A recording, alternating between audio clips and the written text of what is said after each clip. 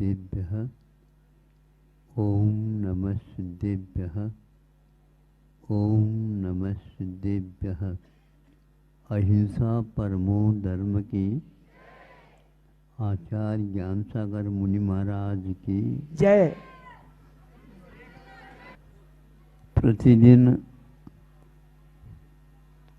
चाहे वह प्रातःकाल हो चाहे वह संध्या काल,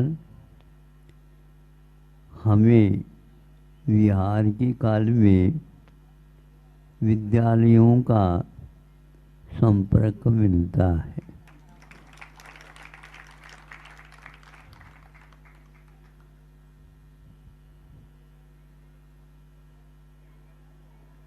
विद्यालय हमेशा हमेशा वीतराग रहते हैं। जहाँ पर शिक्षा दी जाती है जीवन की उन्नति की, जीवन उन्नत बनता है शिक्षा के माध्यम से और आत्मा की सेवा होती उससे, चिकित्सा करने से। हमारी बारीकी के साथ जो कोई भी रोग है या बड़े बड़े हैं, उन सब की चिकित्सा शिक्षा के बिना संभव नहीं होती। विकृति का ज्ञान करना और प्रकृति की ओर उस जीवन को ले जाना एक बहुत महत्वपूर्ण कार्य है। कुछ लोग अपने जीवन को खाने पीने ऐश आराम करने के लिए निकाल देते हैं, किंतु अगले जीवन के बारे में जब सोचते हैं, उनके लिए न एक पेपर है, न दो पेपर है, न 3 पेपर है। वहाँ पर तो कुछ है ही नहीं। खाली हाथ में जब देखता है कि मेरा हाथ खाली क्यों है, आपने कुछ काम किया हो तो बताओ।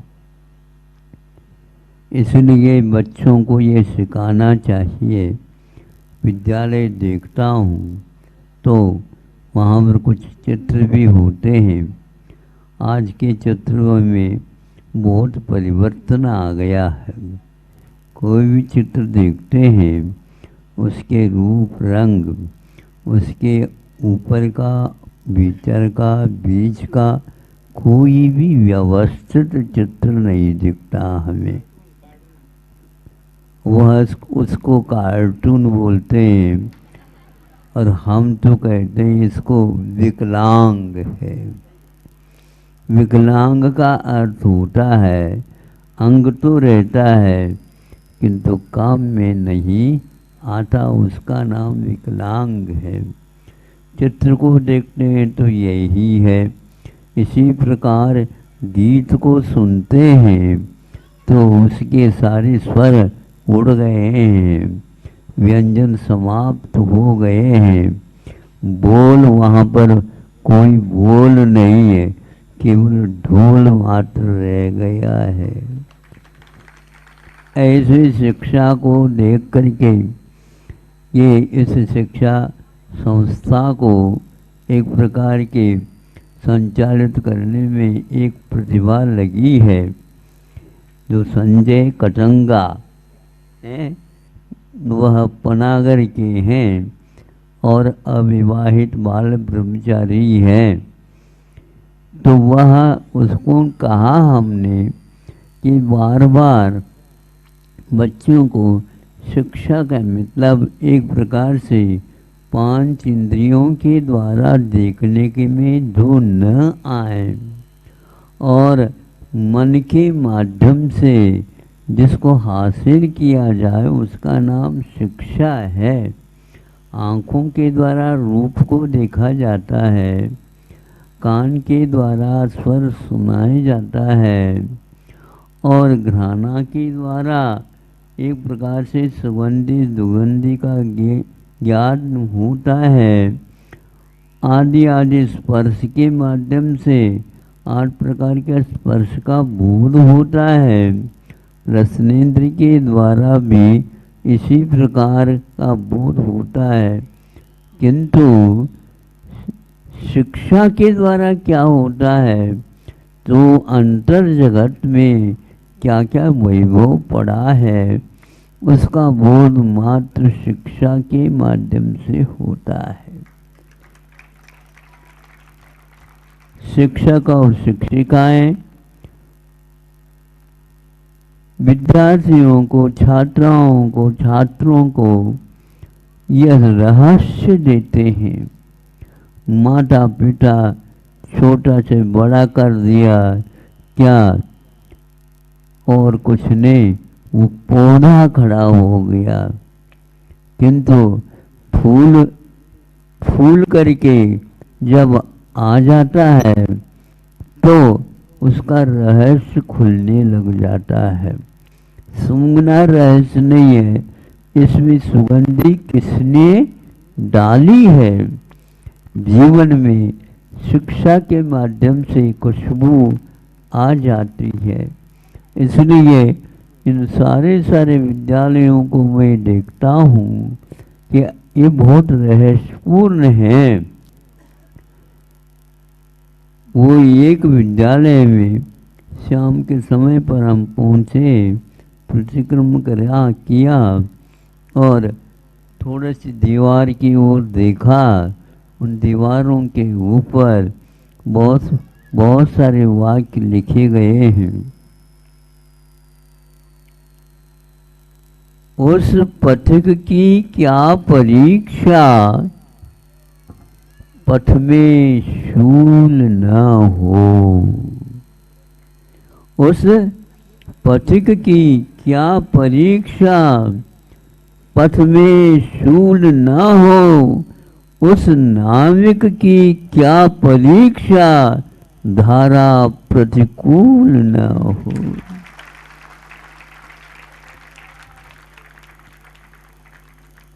शिक्षा बड़ा अद्भुत है। ये क्या शिक्षा ले रहे हो, गुरुजी जो दे रहे हैं वो ले रहे हैं। आप अपने तरफ से कुछ नहीं, किंतु गुरु जो देते हैं वह एक प्रकार से जीवन के कठिनाई जो कोई भी जीवन में होती आती है उनको टक्कर देने की, उनको रोकने की अथवा उनको सहन करने की क्षमता देती है। उसका नाम गुरुओं के द्वारा दी हुई शिक्षा मानी जाती।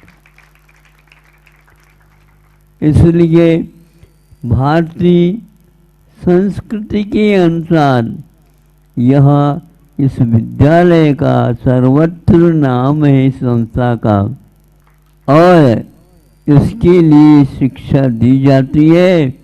5 इंद्रियों का नहीं, किंतु मन के, दिल के, आत्मा का उद्धार कैसा हो, अंतर जगत में जो पड़ा है उसकी शिक्षा दी जाती है। इसलिए कठिनाइयों से विद्यार्थियों को कभी भी डरना नहीं चाहिए।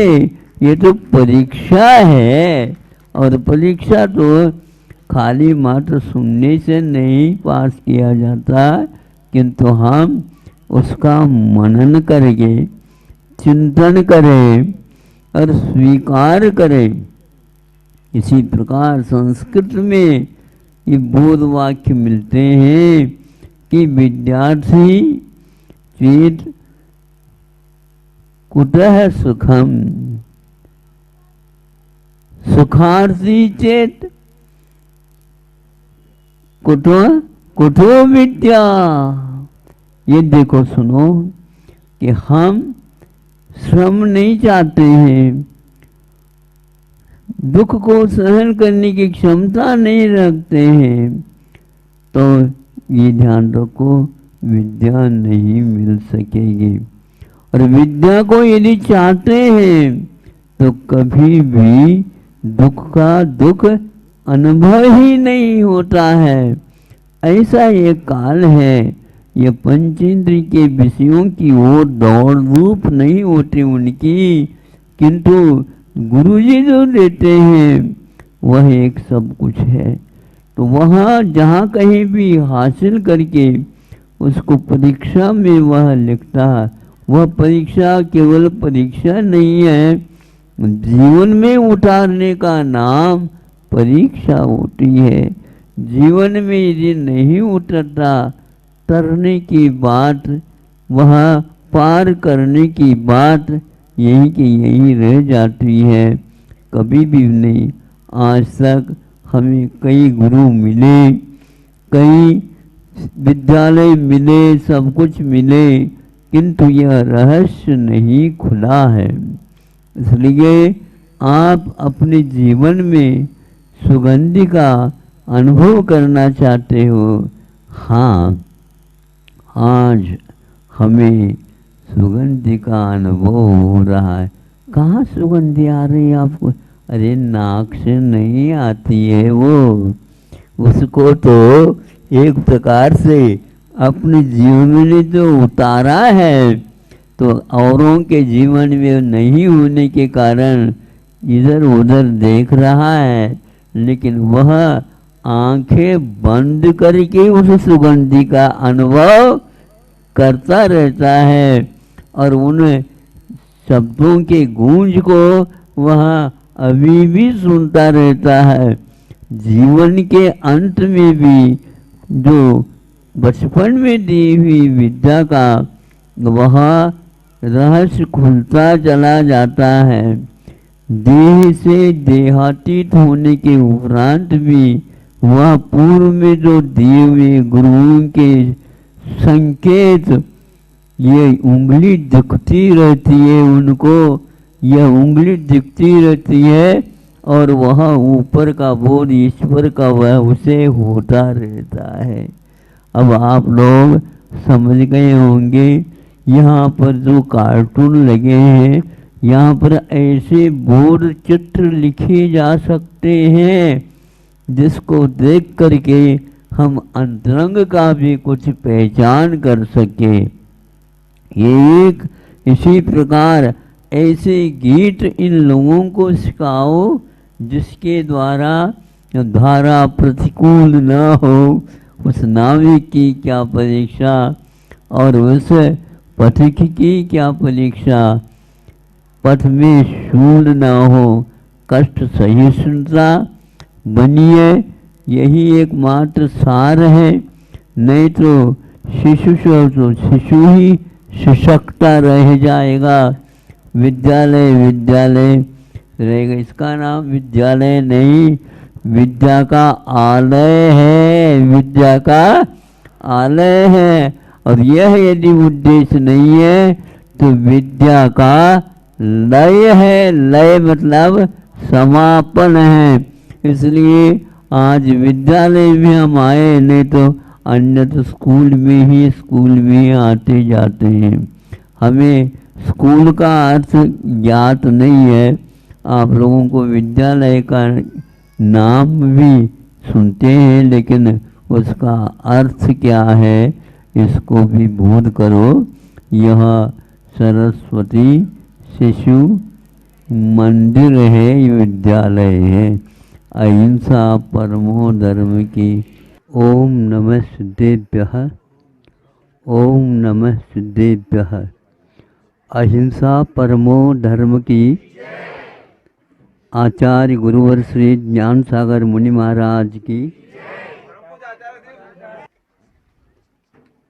चावल बनाते हैं और कोई भी वस्तु बनाते हैं और सेवन करते हैं,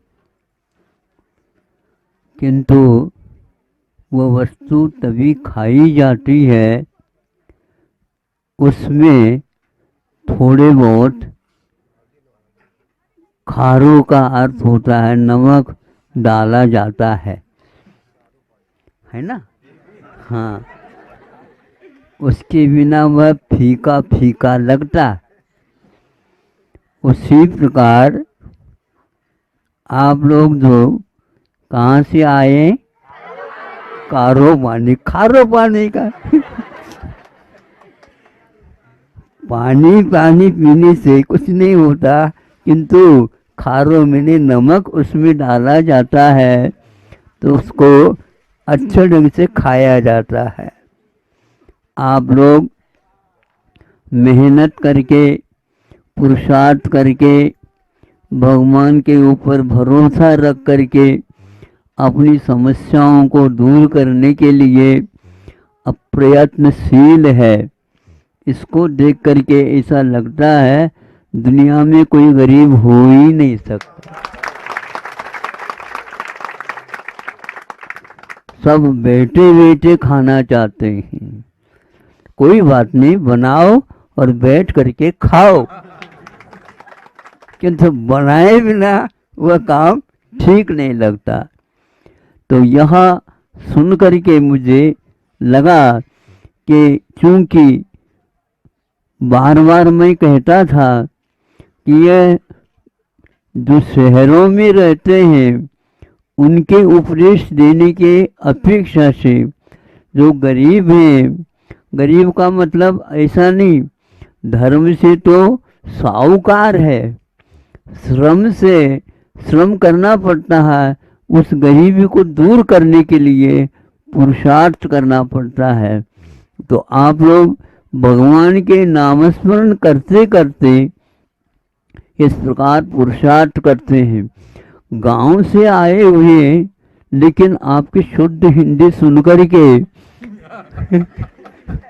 ऐसा लगता है कि आप लोग भगवान की भाषा को भी बहुत अच्छे ढंग से समझते हैं।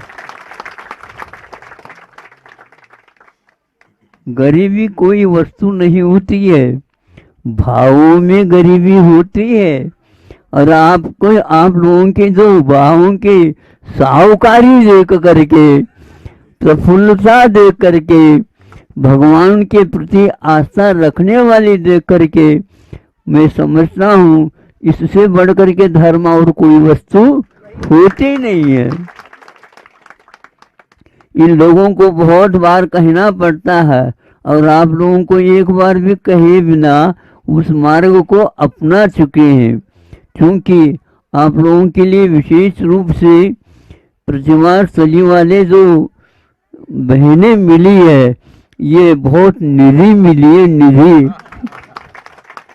उसके माध्यम से उन्होंने जो परिश्रम किया, हमने कहा कि अब तो समझ में आ गया कि जहाँ पर आवश्यकता है वहाँ पर यदि बादल बरस जाए तो वहाँ की धरती फलवती हो जाती है और उसके माध्यम से हजारों नहीं, लाखों नहीं, करोड़ों मनुष्य जीवित हो जाते हैं। और उसके साथ साथ वहाँ ये बैल है, पशु है, आदि आदि, उनका भी जीवन सुधर जाता है। इसी को बोलते हैं सुकाल। आप लोगों को भले ही हम दूर से अभी जान नहीं पाए, लेकिन हम वहाँ पर गए बिना भी आपके पास नहीं आ रहे हैं ऐसा तो नहीं कहा जाएगा।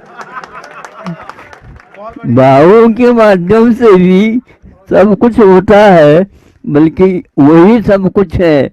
भावों में जब हम बिल्कुल प्रभु के प्रति समर्पित हो जाते हैं तो वहाँ पर किसी भी प्रकार से दुर्भिक्ष रह नहीं सकता। तो आप लोगों के लिए जो श्रम मिला है ये बहुत बड़ा काम करता है। इस श्रम से ही हमारा जीवन उन्नत बनता है और एक प्रकार से दूसरे के लिए भी, परोपकारमय जीवन के लिए भी श्रम ही हमेशा हमेशा कार्यकारी होता है।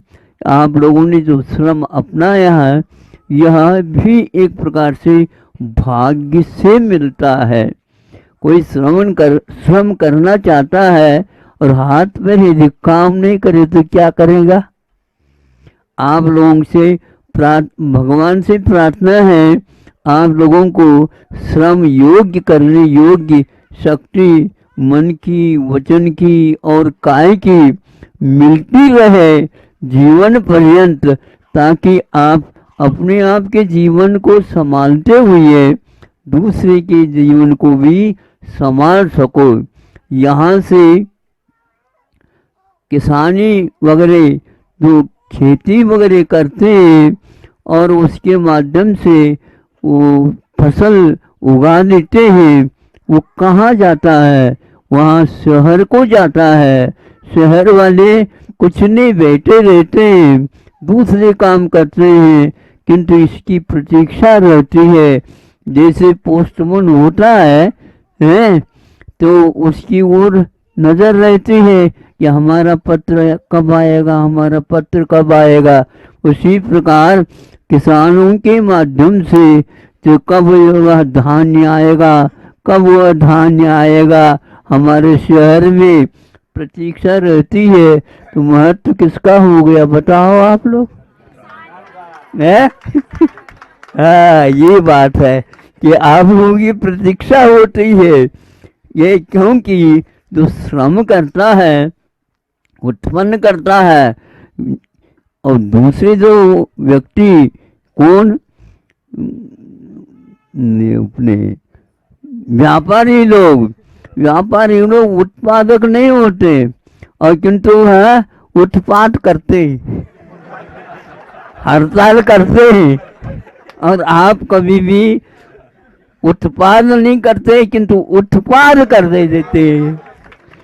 सभी की प्रतीक्षा उसी ओर रहती है और यहाँ से वहाँ जाता है तो वह मूल्य बढ़ने लग जाता है। आप लोग मूल्य की ओर नहीं देखते, उसका सही मूल्य यही है। जो भूखा है, जो प्यासा है, वहाँ तक यह पहुँच जाए तो वो अवश्य है आप लोगों को याद करेंगे किसने यह पैदा किया है और हमारे भूख को, हमारे प्यास को उन्होंने बुझा दिया है। भगवत तुल्य होता है किसान वगैरह, क्योंकि वो किसी भी प्रकार से अपनी न दे करके अपने के लिए जितना आवश्यक उतना रख करके और सभी के लिए वितरण करते हैं।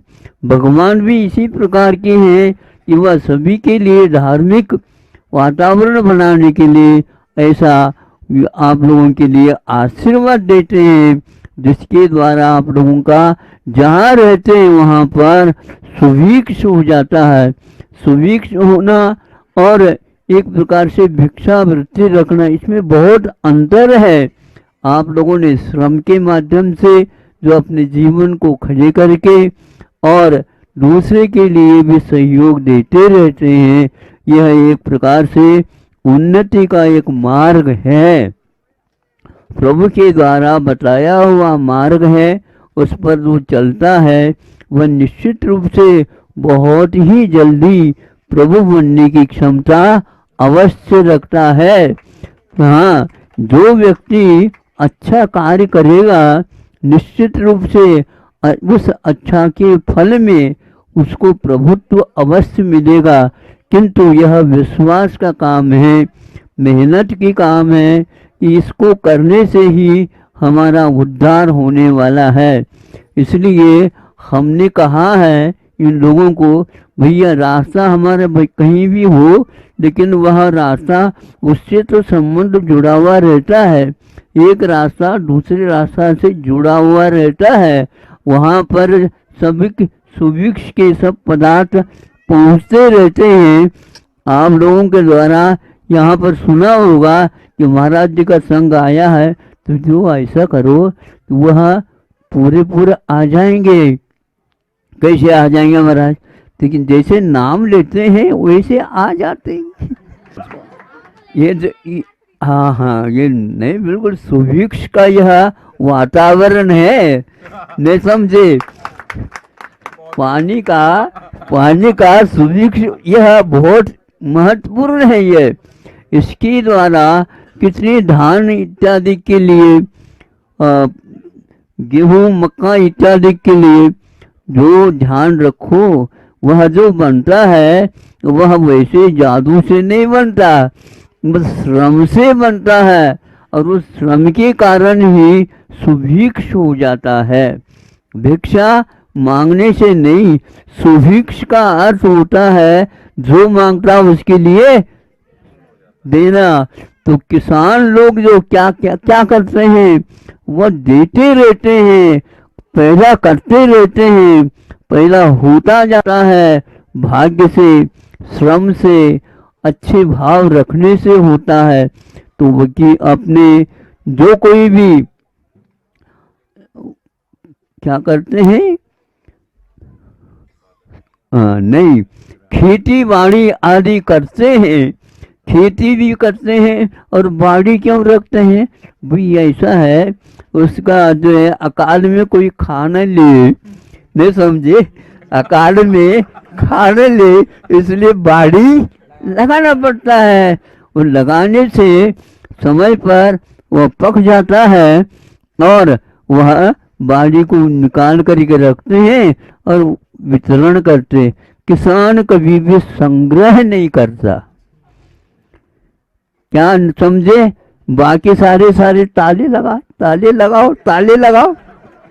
अरे सुभिक्ष से आया है, धन धान्य आए हैं, उसका वितरण करो। हाँ, थोड़े बहुत रख लेता है और पूरा का पूरा इतना जो वहाँ फसल आ जाती है उस सब को वह वितरण करता है। इससे बढ़ करके कोई दान दाता है ही नहीं। ऐसे दाता लोग हैं ये, हाँ, जो सब लोगों के पास खेती बाड़ी के माध्यम से पहुंचा देते हैं। बैलों को भी वहीं पर शहर में भेज करके वहाँ पर सबको दान दे करके और अपने लिए थोड़े बहुत आवश्यक है। योग से ये प्रतिमा मंडल है, उन लोगों ने यह काम किया कि हम वहाँ पर जाएंगे जहाँ पर इसकी आवश्यकता है और वहाँ पर प्रतिमा स्थली के माध्यम से जो इसे प्रशिक्षण दे दिया गया है, ये भी बहुत, हाँ तो हाँ, हम तो है ही। ध्यान रखो, सभी लोग मनोरंजन की ओर चले जाते हैं, पैसा और ज़्यादा खर्च करते हैं, लेकिन इन लोगों ने ऐसा मन बना दिया कि नहीं, जहाँ पर आवश्यकता है वर्षा की वहाँ पर जाकर के बरसना चाहिए। ये सुभिक्ष का काम। तो सभी लोग शहर के लिए जाते हैं, लेकिन इन लोगों ने शहर को छोड़ करके उन व्यक्तियों के पास ढूंढ करके गए हैं और उनको इस प्रकार का सहयोग दिया। तो आज यह पूरी सभा जैसे भर गई है। हाँ, ये सभी सात्विक भावों का ही परिणाम है।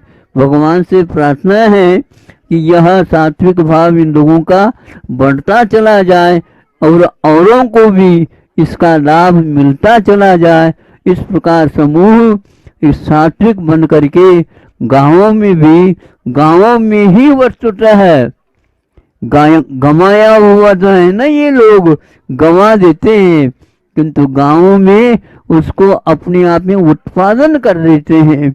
तो आप लोग बहुत अच्छे कार्य कर रहे हैं, इससे भी और अच्छे कार्य करें, यही हमारा आप लोगों से आशीर्वाद है। हम सूर्य रहता है ना, आसमान में रहता है, पास आता है क्या? है? नहीं समझे? लेकिन धरती के सुनो तो, किंतु धरती के उपजाऊ उससे बढ़ जाती है और धरती पर जितने भी जीव हैं उन सब के लिए सुभिक्ष हो जाता है। इसलिए कि आप लोग ऐसे ही भगवान की भक्ति करते रहो, हाँ, स्मरण करते रहें, हम आपके लिए आशीर्वाद देते हैं। अहिंसा